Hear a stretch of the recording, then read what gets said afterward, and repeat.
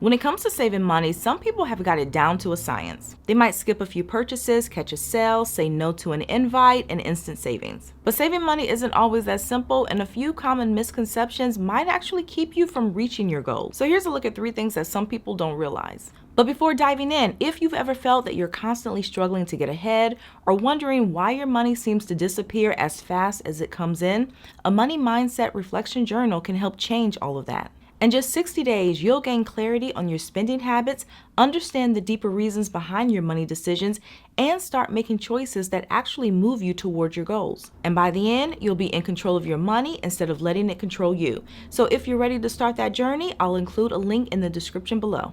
So one big mistake that some people make is thinking that not spending money means that they're saving. Now, on the surface, it seems simple and logical. If you don't buy that $5 coffee, you must be saving $5. But here's the truth. Unless you actually move that unspent money into a dedicated savings account or toward a specific goal, you haven't really saved anything. In reality, it's just temporarily unspent because it's sitting in your checking account where it's far too easy to spend later on.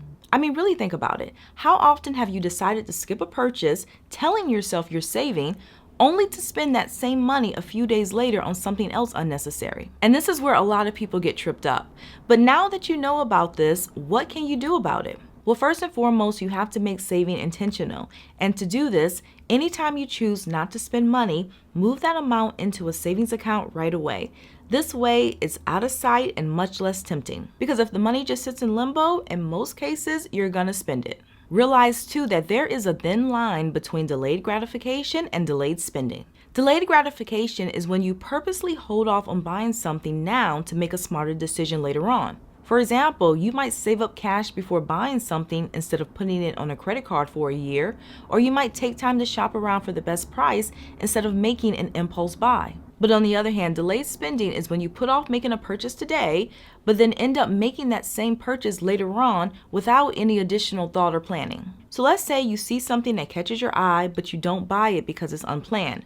However, over the next 2 or 3 weeks, that money is still burning a hole in your wallet, and it gets to a point where you can't take it anymore, so you go ahead and buy it. Now, on the surface, this doesn't seem like a problem. It comes off as very responsible because you did put a waiting period in place. The problem, though, is that you're buying it under the same conditions as before. You haven't saved up the money, so you're using a credit card and getting into long-term debt. You haven't shopped around to see if that's the best price, and you haven't considered if this is even the right time to buy this item. So you didn't really practice delayed gratification, you just delayed the act of spending. So how can you actually practice this?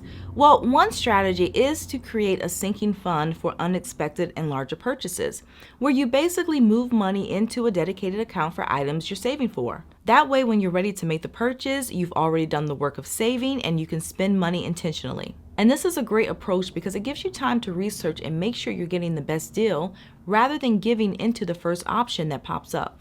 Additionally, understand that 2-for-1 deals don't always mean that you're saving.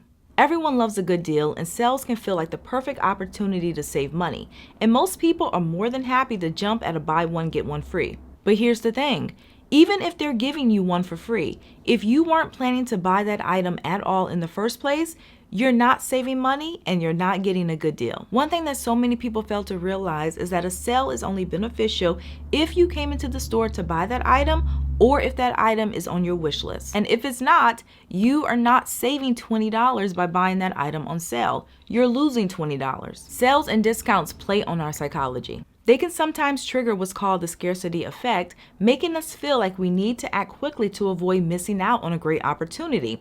But here's a trick that works. So if you see one of these sales and you catch yourself saying, "This will come in handy someday," or "I'll get this just in case," in most cases, you are wasting money and someday will never come. And the solution is really simple. So before jumping on any sale, ask yourself these additional questions. Was this item on my shopping list before I saw the sale?